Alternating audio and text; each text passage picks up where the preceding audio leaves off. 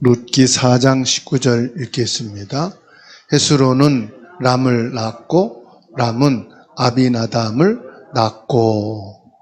마태복음 1장 3절입니다. 유다는 다말에게서 베레스와 세라를 낳고 베레스는 헤스론을 낳고 헤스론은 람을 낳고. 아멘.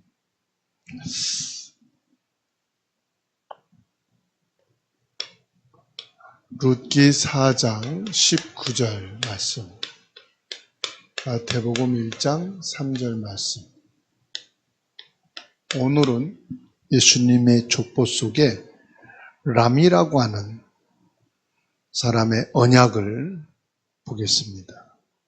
이 람이라는 사람은 하나님의 때를 기다린 믿음의 사람이다. 하나님의 때를 기다린 믿음의 사람.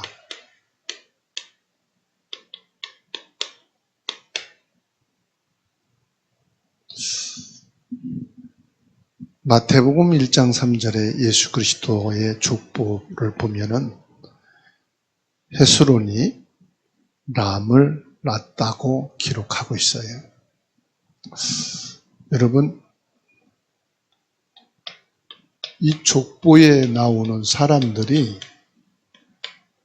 그냥 역사 속에서 나오는 한 사람으로 볼 수 있겠지만 구원의 계획 속에서 하나님의 말씀을 이루어가는 그 속에 들어갔다는 것은 엄청난 사람이에요. 제가 목회를 하면서요, 36년이 지났는데 수많은 사람들이 등록하고 나가고 왔다가 가고. 근데 마지막까지 남아서 만일에 제가 목회를 정리하는 책을 쓴다고 할 때 그 마지막까지 남는 사람이 몇 명이나 될까요? 몇 명이 없을 거란 말이에요. 수많은 사람들을 만나고 등록했다가 신앙생활에다가 가고 또 중직자로 있다가 가고 새신자로 있다가 가고. 근데 마지막 끝 시간까지 남아있는 사람, 그 기록한다고 한다면은 몇 명이나 될까요? 이렇게 보니까 야, 하나님이 구원의 역사를 이루시는데 그 족보에 들어간다는 것이 우리 일생을 두고만 봐도 이게 쉬운 게 아니에요. 인간의 힘으로만 생각을 해도. 이 람은 이스라엘 백성이 이집트에서 종살이하고 있던 시기에 태어난 인물로 추정되고 있어요. 이 람이라는 사람의 이름이 뭐 특별한 업적이나 어떤 영웅으로 기록된 내용은 없거든요. 그런데 이 사람은 자기 삶을 통해서 하나님의 때를 기다렸다.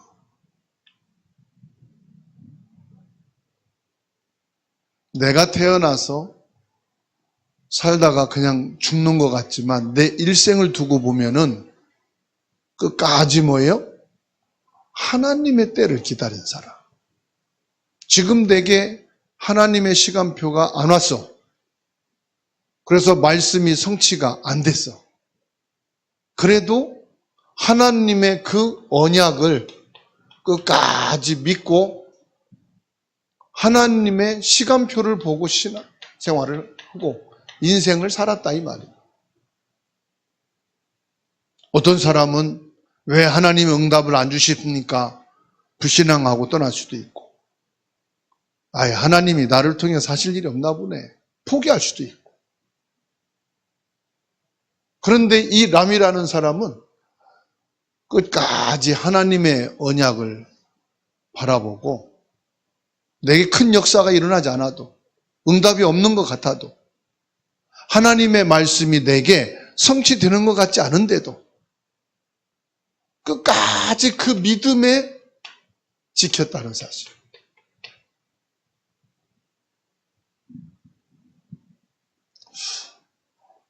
왜 사고가 나죠? 왜 문제가 일어나죠? 왜 사람들한테 비난을 받고 욕을 먹죠?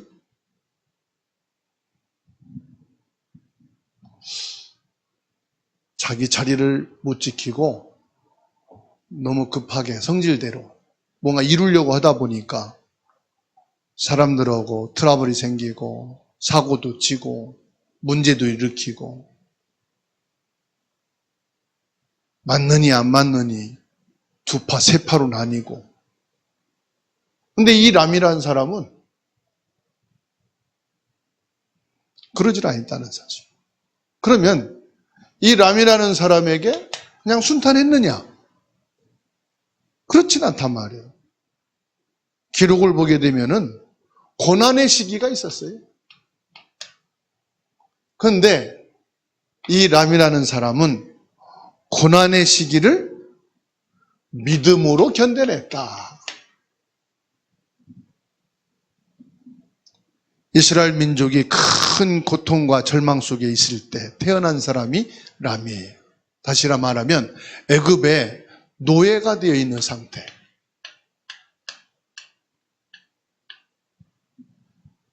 애굽에 430년간 노예되어 있었잖아요. 그때 태어난 인물이란 말이에요. 역사적으로, 국가적으로 보게 되면은 암울한 현실 속에 믿음의 가문을 이어나간 사람이다, 이 말이에요. 우리 대한민국에도 일제 36년 지배를 받던 시대가 있었잖아요. 그 시대에 우리 부모님이 태어난 분도 있잖아요. 그 암울함,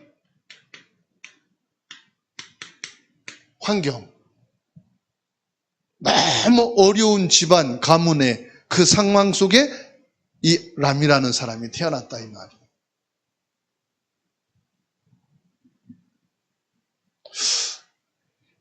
여러분, 하나님의 언약은 고난과 고통 속에서도 계속 이어져 간다는 사실을 믿으시기 바랍니다. 모세와 그 출애굽의 중추적인 역할을 했던 사람이 중요하지요. 그런데 모세가 태어나기 이전에 선조들이 있었다, 이 말이에요.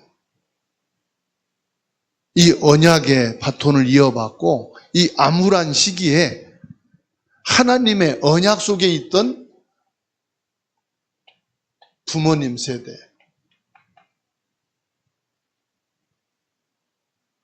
아무런 응답도 이상도 없는데도 이 언약 속에 있었다.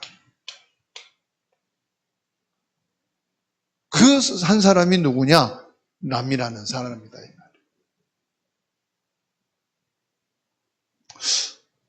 우리가 응답이 있고 축하받을 일이 있고 성공 일이 있어요. 그런 사람들 다 드러내기 좋아하고 말하기 좋아하잖아요. 근데 언약을 붙잡고 이 고난의 시기에 믿음의 삶을 살아가는,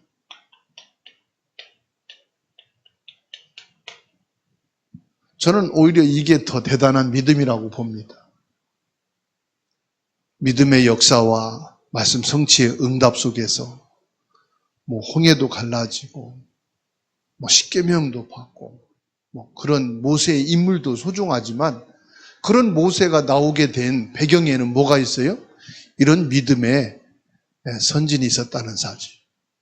람이라고 하는 이 사람이 그 고난의 시기에 하나님의 언약을 붙잡고 인내하면서 살아가는 믿음의 삶. 이런 사람들은 묻혀지기 쉽잖아요. 역사적으로도 사람들이 들춰내지 않으니까 그래서 그 기록은 거의 없다시피 한 무명인이지만 무명인은 아니에요. 하나님의 구원의 역사를 이루는 언약 성취의 그 흐름 속에서는 꼭 있어야 될 사람이단 말이에요.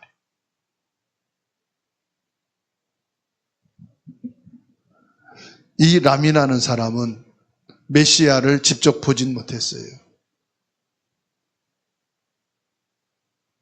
하지만 하나님의 구원하실 메시아의 이 언약을 믿은 사람이었다.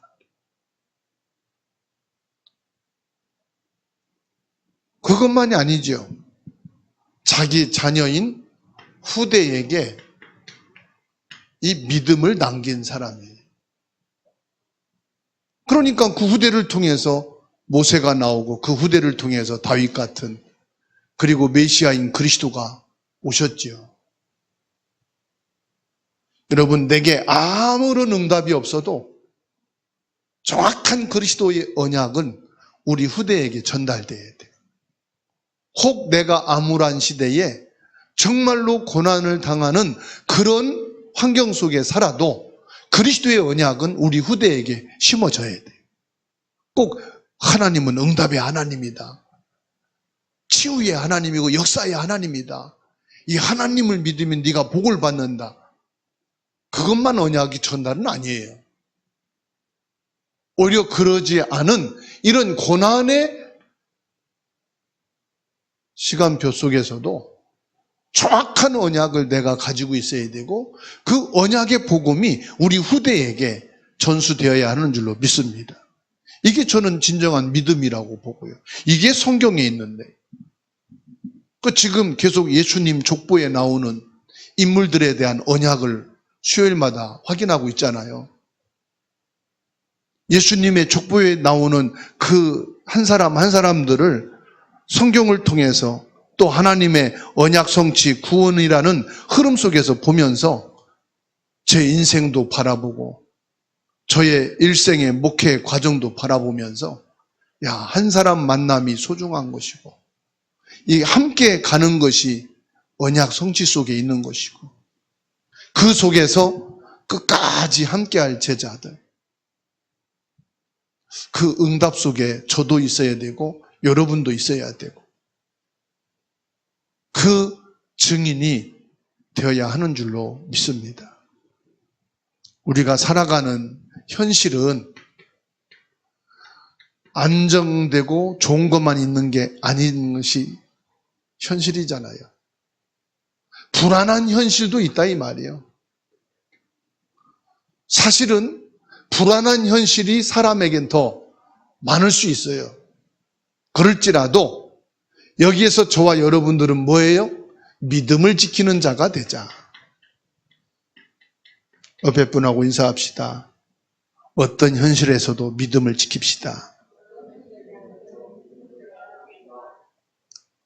고난 속에서도 믿음의 삶 살게 되기를 주의 이름으로 축원합니다. 우리가 살아가는데 때때로 답답한 일을 당하고 희망이 보이지 않는 현실을 마주할 때가 있어요. 그럴 때마다 우리 생각도 우리 마음도 약해지는 게 사실이에요. 인간인지라 흔들릴 때가 있어요. 때로는 포기하고 싶은 때도 있어요. 그런데 그 감정대로 그 들어오는 생각대로 산다면 사람이 어떻게 인생을 다 살겠어요? 그렇잖아요? 그런 때 뭘 갖고 사느냐? 우리는 하나님의 말씀을 붙잡고 믿음의 삶을 살아야 되는 줄로 믿습니다.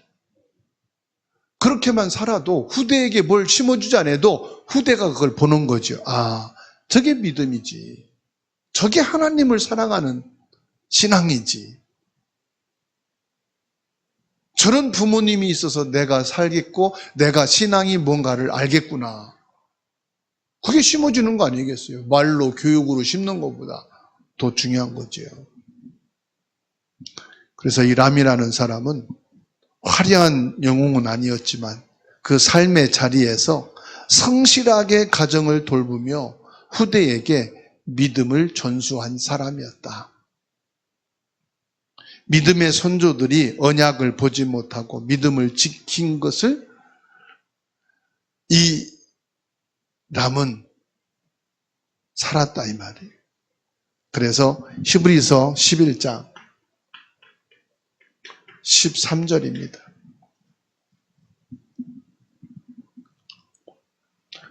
우리가 소망으로 구원을 얻었음에 보이는 소망이 소망이 아니니 보는 것을 누가 바라리요. 그것들을 멀리서 보고 환영하며 또 땅에서는 외국인과 나그네임을 증언하였으니. 멀리서 보고 환영했다. 이게 뭐죠? 구약시대에 아직 나타나지 않고 눈에 보이지 않을 그때에 보고 믿었다 이 말이에요. 소망을 인내하며 기다리는 믿음을 가르쳐줬다 이 말이죠.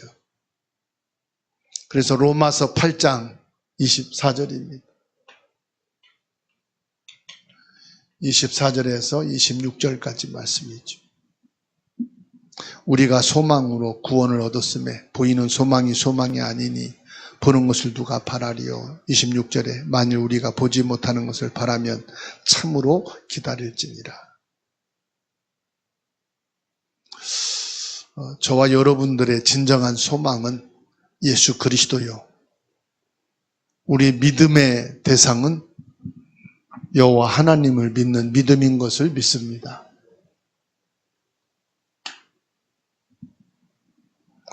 이 람은 어떤 사람이냐? 성경을 통해 보면요. 출애굽을 준비한 사람이었다. 여러분, 모세가 어느 날 갑자기 하늘에서 떨어져 가지고 아니면은 결안에서 깨나 가지고 출애굽을 시킨 사람이 아니에요. 왜 우리가 고대 우리나라 역사를 보면 아리에서 나온 인물, 장수들 그렇게 묘사해서 나오잖아요. 이 모세가 될 수 있었던 것은 이런 가문에 언약을 가진 믿음의 사람이 있었고 기도의 사람이 있었고 하나님의 구원의 역사를 이루어 나가는 숨겨진 사람들이 있었다는 거죠. 이 람의 아들 아미나답은 출애굽과 광야 시대의 중요한 지도자인 나손의 아버지입니다. 그러니까 이 람과 아비나답과 그리고 나손, 다음 주 계속 나오겠습니다마는 그의 조부가 되는 거예요. 벌써 출애굽을 하는데 중요한 준비를 했는데 특별하게 군사를 모으고 재산을 모으고 그게 아니에요. 이 람이라는 사람을 통해서 아미나답이 나오고 그 아들 나손이라는 사람이 출애굽을 할 때에 족장 대표로 군대를 이끌고 앞서 나가서 지휘했다 이 말이에요. 벌써 그러면 이 람이라는 사람은 출애굽을 하는 데 있어서 하나님이 그 가문과 이 사람을 준비해 놓은 사람이다.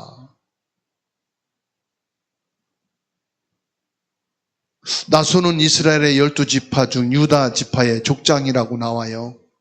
광야에서 행진할 때 유다 지파 맨 앞에서 행진을 주도한 사람이라고 그럽니다. 그러니까 손자지요. 이 람의 손자가 출애굽을 하는데 중추적인 앞에서의 역할을 했단 말이에요.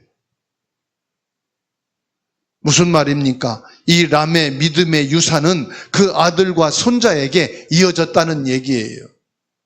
솔직히 말해서 우리가 신앙생활을 하지만 이 믿음의 유산이 2대, 3대까지 계속 간다는 게 쉬운 게 아니잖아요.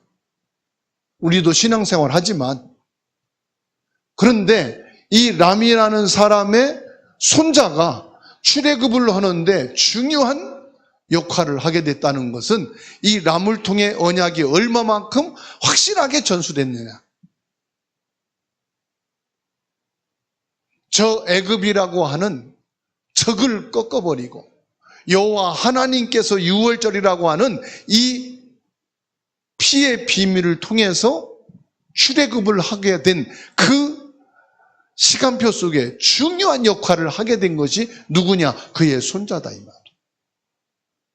그렇다면은 이 언약, 그 자녀 후대에게 정확하게 전달한 사람입니다. 얼만큼 이 람이라는 사람의 신앙이 신실했는가를 볼 수 있는 거예요. 어떤 자리나 부나 어떤 명예를 위해서 산 사람이 아니라 신실한 믿음의 사람이었다.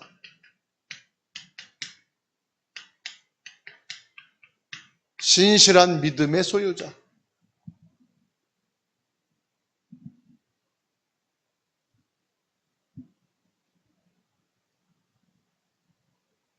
이스라엘 민족이 가장 중요한 역사적인 사건, 출애굽할 때에 중요한 역할을 한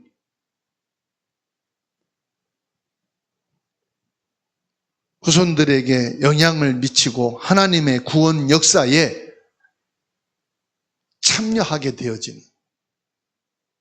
그래서요, 정말로 우리의 후대가 하나님의 구원의 역사인 전도운동과 선교운동에 참여할 수 있는 이 응답은 하나님께 받아야 돼요. 하나님이 주셔야 돼요. 우리가 오늘 심는 믿음의 씨는 우리 세대에 끝나지 않는다는 것을 꼭 기억하시기 바랍니다. 지금 내 안에 언약으로 심겨진 예수 그리스도의 이 축복은 나로 끝나지 않는다. 반드시 이 예수 그리스도의 언약은 우리 후대에까지도 전달되어지는 것을 믿으시기 바랍니다. 후대를 통해서 하나님은 하나님의 뜻을 이루어 가신다는 사실입니다. 하나님의 구원의 역사를 우리 후대에게 그대로 전수해야 되는 줄로 믿으시기 바랍니다. 아니, 난 사람만 그냥 편하게 믿고 죽어서 천국 가는 거, 그럼 얼마나 좋겠어요. 중요한 것은 왜 우리가 후대를 양육하고 후대를 위해서 피땀 흘리고 눈물 흘리고 전 인생을 바쳐서 헌신하고 양육합니까? 의식주만을 위하려면은 정말로 너무나도 억울한 거 아니겠습니까? 의식주만을 위해서가 아니라 하나님 구원 역사에 우리 후대들이 서게 되는 축복까지 봐야 되는 줄로 믿습니다. 그래서 이사야 시편 78편 4절입니다. 78편 4절 말씀 같이 찾아서 읽습니다. 시편 78편 4절입니다. 읽습니다. 우리가 이를 그들의 자손에게 숨기지 아니하고 여호와의 영예와 그의 능력과 그가 행하신 기이한 사적을 후대에게 전하리다. 아멘. 하나님의 행하신 이 구원의 역사와 복음의 능력을 우리 후대에게 그대로 전달되어지는 축복 있기를 바랍니다. 그러니까 람은요, 예수님의 족보에 등장하는 중요한 인물이에요. 그래서 마태복음 1장 3절에 유다는 다말에게서 베레스와 세라를 낳고 베레스는 헤스론을 낳고 헤스론은 람을 낳고.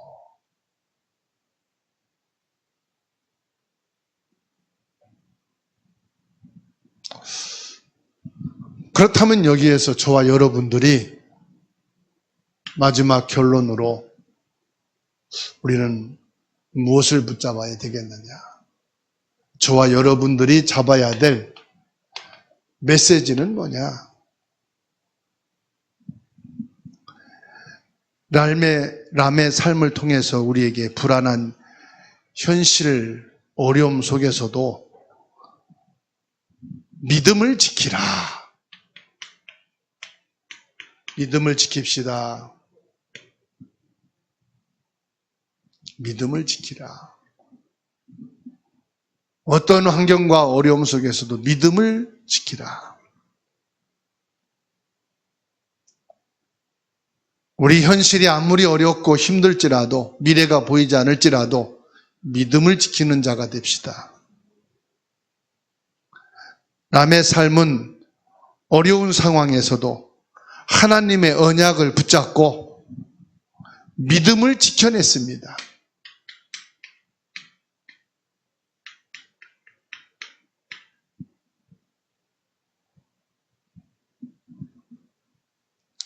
남은 영웅이 아니었습니다. 그러나 자기에게 주어진 가정을, 후대를 성실하게 돌보고 후대에게 믿음을 전수하는 것이, 그게 민족 복음화요, 그게 세계 복음화요, 그리스도의 언약 속에 있는 것이라고 확신했습니다. 그런 하나님의 구원의 계획 속에서 아무것도 하는 것 같지 않았지만 중요한 역할을 한 거예요. 내가 무너지면 우리 가문의 언약은 없어진다. 내가 흔들리고 내가 언약을 버리면 우리 가문과 후대는 흑암의 가문이 되는 것이고, 하나님을 떠나 있는 완전히 불신한 가문으로 어둠 속에 있게 될 것이다. 성경은 모든 인간이 죄를 지어 하나님과 분리되었다고 로마서 3장 23절에 말씀하고 있지요. 죄의 대가는 사망입니다. 인간 스스로는 이 죄 문제 해결할 수가 없어요. 예수님은 죄 없는 몸으로 십자가에 못 박혀 죽으심으로 인류의 죄를 대신하셨습니다. 나의 죄를 대신하셨어요. 우리 한국과도 관계없어요. 우리 가문과도 관계없는데, 요즘 사람들로 말하면 예수님은 저 중동 사람인데, 저 이스라엘 중동 사람인데, 우리나라하고 상관이 없는데 왜 내 죄를 위해 죽을까요? 왜 인류의 죄를 위해 죽을까요? 이순신이라면은 우리 나라를 지키고 후대를 위해서 죽는 것이 당연한데, 예수님은 그런 인물이 아니에요. 예수님은 한 나라, 국가를 위해서 오신 분이 아니란 말이에요. 인류 전체의 죄를 위해서 오신 분이다, 이 말이에요. 나는 우리 가문과 가정, 후대를 통해서, 우리 대한민국만이 아니라 와 있는 이방인들, 병든 자들, 후대들을 살리는 일에 이 언약의 계보를 이어나가는 그 중요한 언약의 믿음을 지키는 한 사람으로 내가 하나님 앞에 살아가고 있다. 이 언약적 삶을 살게 되기를 주의 이름으로 축원합니다. 그래서 저와 여러분들의 인생은 언약의 인생이다, 이 말이에요. 하나님의 언약으로 세워진 가정, 인생을 나는 살아가고 있는 언약적 삶을 살고 있다. 예수님이 십자가에 못 박혀 죽으심으로 하나님과 우리 인간의 담을 하셨어요. 그 담이 뭐냐? 죄의 담을 하신 거예요. 그리고 우리를 뭘 하게 했습니까? 하나님과 화목하게 하셨다. 예수님을 믿는 사람들은 그 피를 통해 죄사함을 받고 하나님의 자녀가 되는 구원의 축복을 주신 거다, 이 말이에요. 그래서 저와 여러분들은 모든 만민으로 하여금 내가 믿는 예수님의 피로 하나님의 자녀가 되게 하는 언약적인 관계다, 이 말이에요. 내 가정과 후손만이 아니라 그 언약적 삶에 나의 존재와 삶을 보여야 됩니다. 나 한 사람 그냥 대충 살다가 죽어서 하나님 나라에 간다. 그거는 너무 자기 개인적인 신앙의 구원만 생각하는 거예요. 내가 가정과 삶이 고단해서 빨리 죽어서 천국 갔으면 그게 얼마나 큰 죄냐. 언약이 없는 지 혼자 구원받고 그냥 천국 가서 편하게 살겠다는 죄 중에 눈에 안 보이는 더 큰 죄요. 이제 그런 죄 짓지 맙시다. 저도 전에 그랬거든. 확 그냥 죽어버려가지고 인생 그냥 끝나고 천국 가면 좋겠는데, 그게 하나님 앞에 하나님이 나를 낳고 나를 세워서 그 고난 속에서 나를 지금까지 오게 한 게 하나님이 그것뿐이었다면은 예수 믿고 영접하고 벌써 죽게 했지, 데려갔지. 하나님은 그런 작은 계획만 있는 게 아니다 말이에요. 이 람을 통해서 내 인생을 향한 하나님의 계획을 새롭게 보시고 좀 넓게 보시기 바랍니다. 아시겠죠? 왜 아만이 적어요? 알겠습니까? 크게 봅시다. 왜 장로님 아멘 안 하셔요? 했어요? 예수님이 십자가에서 죽으신 후 3일 만에 부활하심으로 사망의 권세를 깨트리셨다. 이것을 우리 자녀와 후대만이 아니라 모든 사람들에게 알려야 될 사명과 소명이 있는 줄 믿으시기 바랍니다. 예수님은 단순한 인간이 아닙니다. 생명과 죽음을 주관하시는 하나님의 아들이셔요. 예수님을 믿는 사람은 영원한 생명을 가진 사람이에요. 그러면 이 생명이 나에게 주어졌다면 이 생명이 내게서 우리 자녀가 뿐만이 아니란 말이에요. 함께 살고 있는 동시대의 사람들에게 이 예수 생명이 다 증거되고 들어가야 된다 이 말. 아시겠죠? 그게 전도자예요. 내가 전도 하나도 안 해도 그게 전도자의 가슴이요. 그래서 전도자의 심장하고 평신도 그냥 내가 예수 믿고 구원 받아서 살다가 죽는 심장하고는 달라. 예수님의 생명을 가진 자의 심장이 되시기 바랍니다. 선교자의 심장이 돼야 돼. 모든 이방인에게 예수 생명이 심어지기까지.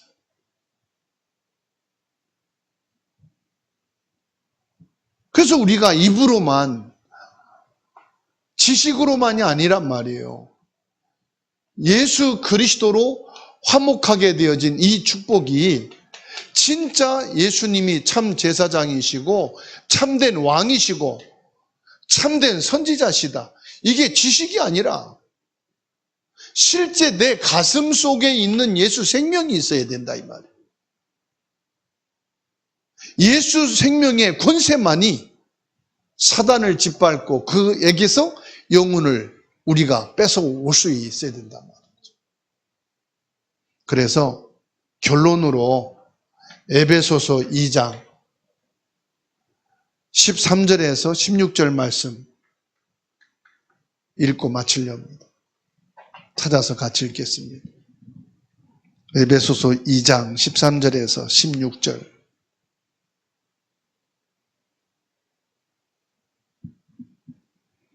읽겠습니다. 시작. 이제는 전에 멀리 있던 너희가 그리스도 예수 안에서 그리스도의 피로 가까워졌느니라.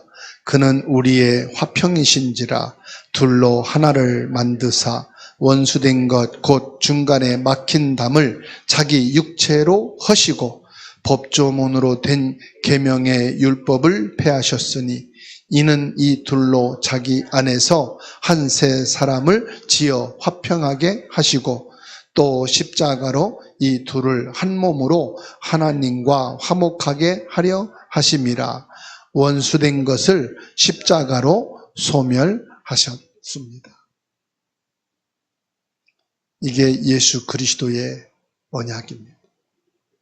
람은 예수 그리스도의 오심을 바라보고 전 세대와 후 세대에 그리스도 오실 메시아의 언약을 가지고 이 언약의 담을 이루었다는 사실, 언약의 길을 냈다는 사실, 모든 불신앙의 담을 헐고 이론과 지식과 고난과 모든 현실의 어려움을 다 헐고 예수 그리스도 오실 메시아의 언약의 흐름을 전수했다는 사실입니다.